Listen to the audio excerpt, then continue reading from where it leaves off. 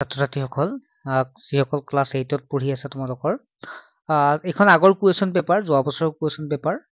তোমালোকৰ এনুৱেল পৰীক্ষাৰ কাৰণে 2025 যিটো এনুৱেল পৰীক্ষাৰ পৰা বহুত উপকৃত হ'বা এই কুৱেশ্যন পেপাৰখনৰ পৰা কাৰণ ইয়াৰ পৰা ভালে সংখ্যক কমন পৰিব আৰু তোমালোকে আইডিয়াও পাবা কেনে ধৰণৰ প্ৰশ্ন আহে কেনেকুৱা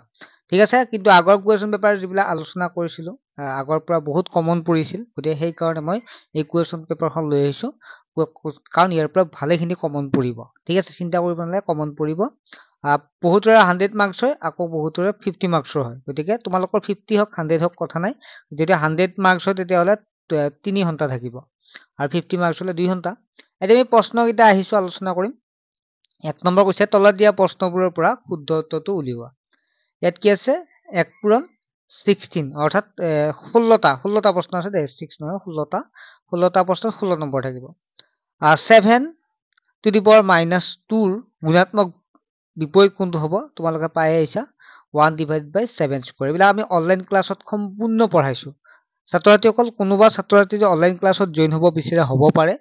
এতিয়াও চলি আছে বছৰিকা পৰীক্ষালৈকে ভালেখিনি আমি আগবাঢ়িম ৰিভিজন কৰিম কুৱেশ্যন পেপাৰ ডিসকাস কৰিম অনলাইন ক্লাছত কোনোবা ছাত্ৰ যদি এতিয়াও জয়েন হ'ব বিচাৰে হ'ব পাৰে বছৰিকা পৰীক্ষালৈকে পঢ়ুৱাম মাত্ৰ 99 টকাত আৰু যদি তোমালোকে ভাবিছা অহা বছৰৰ পৰা ল'ম অৰ্থাৎ ক্লাছ 9 ৰ পৰা ল'ম তেতিয়া অনলাইন ক্লাছ উপলব্ধ হ'ব অনলাইন ক্লাছৰ বাবে ফেব্ৰুৱাৰী মাহৰ 15 তাৰিখৰ পৰা এডমিশন ষ্টাৰ্ট হ'ব 9 ৰ কাৰণে কোনোবা ছাত্ৰছাত্ৰী ল'ব বিচাৰে ল'ব পাৰে কম কষ্ট কম খৰচ ঘৰতে বহি অনলাইন পঢ়িব পাৰিব ঠিক আছে একদম সম্পূৰ্ণ বুজি পাবা যিসকল ছাত্ৰছাত্ৰী আছে তেওঁলোকক সুধিব পাৰা যদি কোনোবা আমাৰ ক্লাছত জয়েন হোৱা ছাত্ৰছাত্ৰী তোমালোকৰ আছে একদম ধুনীয়াকৈ বুজোৱা হয় সন্ধিয়া ক্লাছ বিলাক হয় ৰাতি মানে ক্লাছ বিলাক হয় গতিকে তোমালোকে 9 তো ল'ব পাৰিবা এতিয়াই তোমালোকে SMS কৰিব লাগিব ঠিক আছে WhatsApp নম্বৰতে SMS কৰি থবা যে মই ক্লাছ 9 ৰ বাবে এডমিশন ল'ব বিচাৰো তেনেকুৱাকৈ ক'ব পাৰা বা এতিয়াও যদি জয়েন হৈ থাকিব বিচাৰে এতিয়াও হ'ব পাৰিবা ঠিক আছে নেক্সট হৈছে 2 নম্বৰ বি নম্বৰটো হৈছে 3 to the power 4 whole to the power cube অৰ্থাৎ যে এনেকুৱাকৈ থাকে তোমালোকক এটা ফৰ্মুলা আছিল a to the power m into a to the power n আছিল হয় নহয় এনেকুৱা হ'ব এনেকুৱাকৈ এটো থাকে a to the power m into n হয় ঠিক আছে এইবিলাক তোমালোক পঢ়াইছো গতিকে এনসাৰ কোনটো হ'ব ইয়াৰে এনসাৰ হ'ব 3 4 গুণ 12 গতিকে 3 to the power 12 হ'ব নেক্সট হৈছে সি নম্বৰটো কি আছে সি নম্বৰটো চোৱা সি নম্বৰটো দিয়া আছে 2 square plus 3 square plus 4 square two the power not ঠিক আছে অৰ্থাৎ 0 যে নট হয় ইকুয়ালটো কি হ'ব আমি জানো যে n ইকুয়াল টু 1 গতিকে ইয়াত যি সংখ্যা নাথাকে যদি নট থাকে তেতিয়া সদায় 1 এ হ'ব ঠিক আছে গতিকে কোনটো হ'ব 3 নম্বৰটো হ'ব শুদ্ধ চাই ডি নম্বৰটো এইটো সম্পূৰ্ণ কোৰ্সত ক্লিয়াৰ কৰা হৈছে আৰু ভাবিব পৰা তোমালোকে আগৰ ক্লাছ হৈ গল কি কৰিব আগৰ ক্লাছবিলাক লগে লগে তোমালোকক যেটো জয়েন হ'ব পেমেন্ট কৰিব কৰাৰ লগে লগে তোমালোকক কি কৰা হ'ব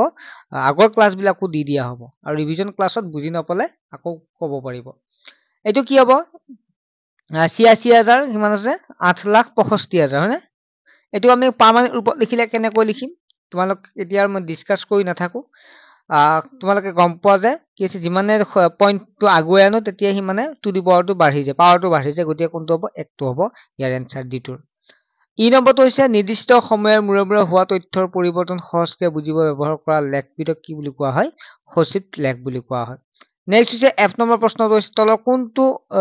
বিন্দুত y অক্ষত থাকিব তোমালোকে গম পাই x আৰু y ইফালে x ইফালে y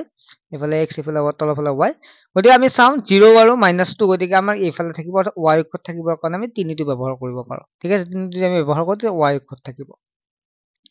তাৰ পিছত জি নম্বৰ প্ৰশ্নটো হৈছে যদি এটা সংখ্যা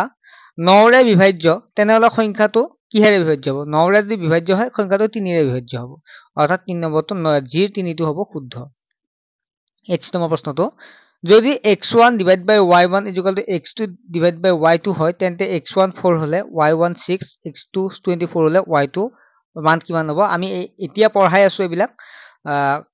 তোমালোকৰ এনসাৰটো কোন পাবা 36 পাবা ঠিক আছে নেক্সট হৈছে যদি x আৰু y ব্যস্ত সমানুপাতিক হয় তেনেহলে কি হ'ব xy ধ্ৰুবক হ'ব ঠিক আছে নেক্সট হল জে নম্বৰটো হৈছে উৎপাদক বিশ্লেষণ কৰা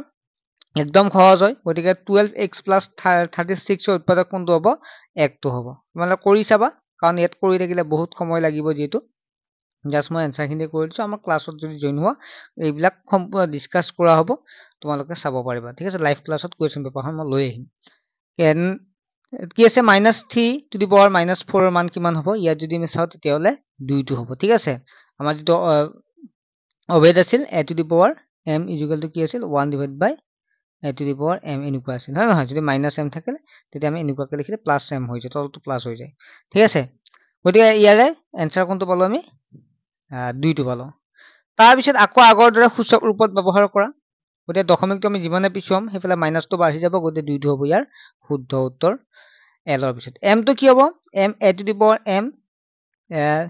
whole to the power n ৰ মান কিমান হ'ব a to the power m into n ঠিক আছে নেক্সট হৈছে n নম্বৰ প্ৰশ্ন যি আছে ইয়াত কি আছে এটা সংখ্যা 6 এৰে বিভাজ্য হলে সংখ্যাটো তলৰ কোন দুটা সংখ্যাৰে বিভাজ্য হ'ব ইয়াৰে এনসাৰটো চাও তেতিয়া 2 টো হ'ব ইয়াৰ শুদ্ধ উত্তৰ ও নম্বৰ প্ৰশ্নটো আছে কোনো এটা সংখ্যা 3 ৰে বিভাজ্য হলে সংখ্যাটোৰ অংকবোৰৰ যোগফল ইয়াৰ যদি এনসাৰটো চাও 1 টো হ'ব শুদ্ধ উত্তৰ 3 হ'ব পি নম্বৰ 4 আৰু 5 যদি 5 বিন্দুটোৰ ভুজ কিমান হ'ব ভুজ হ'ব 4 কিয়নো প্ৰথমটো ভুজ হ'ব দ্বিতীয়টো কুটি হতে x অক্ষটো x টো ভুজ বুলি কওঁ y টো কুটি বুলি কওঁ ঠিক আছে গতিকে প্ৰথম যেটো 4 আছে ভুজ 5 টো কুটি গতিকে আমাক কি ভুজ ওলাব দিছে গতিকে p টোৰ 4 টো হ'ব 1 নম্বৰটো হ'ব শুদ্ধ উত্তৰ নেক্সট 2 নম্বৰ খালি ঠাই পূৰ কৰা চিত্ৰ বা প্ৰতীক ব্যৱহাৰ কৰি তথ্য উপস্থাপনে হ'ল সচিত্ৰ লেখ ঠিক আছে সচিত্ৰ লিখিবা এটা বীজগণিত ৰাশিক ইয়াৰ উৎপাদকবোৰ সূচক হিচাপে প্ৰকাশ কৰিব পাৰে ঠিক আছে সূচক লিখিবা নেক্সট হল a + b হোল স্কয়াৰ মানে a square + 2ab + b square এটো নেক্সট হৈছে ডি নম্বৰ প্ৰশ্নটো আছে 12y square - 17y + 6 equal to কিমান হ'ব আমি উৎপাদক কৰো তেতিয়া হলে 28y - 2 4y - 3 হ'ব ইয়াৰ এনসাৰ নেক্সট এটা একে চলকযুক্ত দুটা বীজগণিত ৰাশিৰ ক্ষুদ্ৰতম হাতৰ ৰাশিটো হৈছে ইয়াক গসাউ বুলি কোৱা হয় ঠিক আছে গসাউ লিখা আছে ইয়াত গসাউ ঠিক আছে গসাউ বুজি পাইছা নিশ্চয় গসাউ হ'ব নেক্সট হল বাকিখিনি নেক্সট শুদ্ধ উত্তৰটো আছে যে একক স্থানত শূন্য থাকিলে সদায় সংখ্যাটো 3 ৰে বিভাজ্য এটো অশুদ্ধ ঠিক আছে একক স্থানত শূন্য থাকিলে 5 বা 2 ৰে বিভাজ্য হয় অবিৰত শ্ৰেণীৰ অন্তৰাল কোনো তথ্যৰ মানবোৰ ব্যৱধানবিহীন দ্বন্দ্বৰ উপস্থাপন কৰা হ'ল স্তম্ভ লেখ এটো শুদ্ধ হ'ব নেক্সট হল দুটা চলক একেলগে ভূমি বা হ্ৰাস হলে দুটা চলক একেলগে ভূমি বৃদ্ধি বা হ্ৰাস হলে সমানুপাতিক নহবও পাৰে গতিকে এটো হৈছে ভুল a to the power m ৰ ভূমি a এটো শুদ্ধ ঠিক আছে এটো ভুল এটো শুদ্ধ নেক্সট হল 4 নম্বৰ মান নিৰ্ণয় কৰা ছাত্ৰছাত্ৰীসকল অংক যিখিনি কৰা এইখিনি মই কৰি নিদো আৰু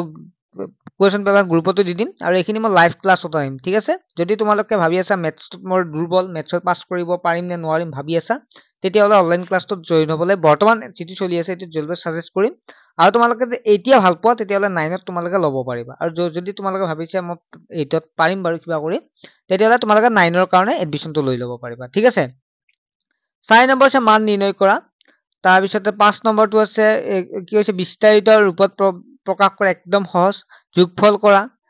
একদম সহজ এবিলাক 2 নম্বৰ 7 নম্বৰ আছে ঘণ্টাত 510 কিলোমিটাৰ বেগত গৈ থকা বিমান এখনে 2 ঘণ্টা 20 মিনিট কিমান দূৰ যাব এটো নিজে কৰিব পাৰিবা সহজে উৎপাদক বিশ্লেষণ কৰা তোমালোকে পাই আহিছা নেক্সট হৈছে 9 নম্বৰটো আছে 5 to the power 7 5 divide by 7 to the power -7 আৰু এটো m ৰ মানটো উলিয়াব লাগে তোমালোকক মই কৰি দিম চিন্তা কৰিব নালাগে 10 নম্বৰটো একেদৰে আমি বিভাজ্য হয় নে নহয় আমি চাব লাগে 11 ৰে বিভাজ্য তাৰ পিছত 12 নম্বৰ উৎপাদক বিশ্লেষণ কৰা 13 নম্বৰ লেখ কাগজত 2 6 আৰু 5 3 বিন্দু দুটা বহুৱা তোমালোকে নিজে পঢ়ি চোৱা বাকি এৰি চোৱা 13 নম্বৰটো আছে এখন বালিকা বিদ্যালয়ত 20 গৰাকী শিক্ষকৰ বয়সৰ বিভাজনৰ তথ্যত তলত উল্লেখ কৰা হ'ল তথ্যখিনি স্তম্ভ লেখত উপস্থাপন কৰা 3 নম্বৰ একে ধুনিয়াকৈ পাই যাবা চিন্তা কৰিব নালাগে তাৰ পিছত আমি যদি চাও তেতিয়া হলে হৰতে অধ্যয়ন এক মিনিট হৰতে অধ্যয়ন অনলাইন টিউশন সময় আৰু কষ্ট ৰাহি কৰক অনলাইন শিক্ষা গ্ৰহণ কৰক সঁচাই হৰত বহি অনলাইন কৰিব পাৰিবা কোনো কথা নাই বাহিৰত যাব লাগে হৰতো চিন্তা কৰি থাকে বাহিৰত গলে গাড়ী মটৰ বহুত ভিৰ তেনেকুৱাকে গতিকে এতিয়া কোনো চিন্তা কৰিব নালাগে হৰত বহিয়ে পঢ়িব পাৰিবা সময়ও নষ্ট নহয় কাৰণ তোমালোকে টিউশন যাওঁতে সময় লাগিব আকৌ আহোতে সময় লাগিব আৰু কষ্টও থাকে, কষ্টও ৰেহাই হ'ব। আৰু সেই কাৰণে আমি আনিছো এছআই এডুকেশ্যনৰ পৰা দুখীয়া ছাত্ৰ ছাত্ৰীৰ বাবে মেইনলি 99 টকাত মাহিলী 99 টকাত পঢ়োৱা হ'ব। কিছুমানে ভাবিব পাৰে যে ভালদৰে নপঢ়াই চাগে সেইকাৰণে 99, সেইটো উদ্দেশ্য কৰি ৰখা নাই, যাতে সকলো ছাত্ৰ ছাত্ৰী আহিব পাৰে ক্লাছত, সেইকাৰণে ৰখা হৈছে। আৰু নাম্বাৰটো এইটো 9394628219, এইটো নম্বৰ SMS কৰিব পাৰিব। আৰু বিষয়সমূহ বিজ্ঞান, গণিত, ইংৰাজী আৰু সমাজ বিজ্ঞান পঢ়োৱা হয় মেইনলি। ঠিক আছে, তোমালোকে যোগাযোগ কৰিব পাৰিবা।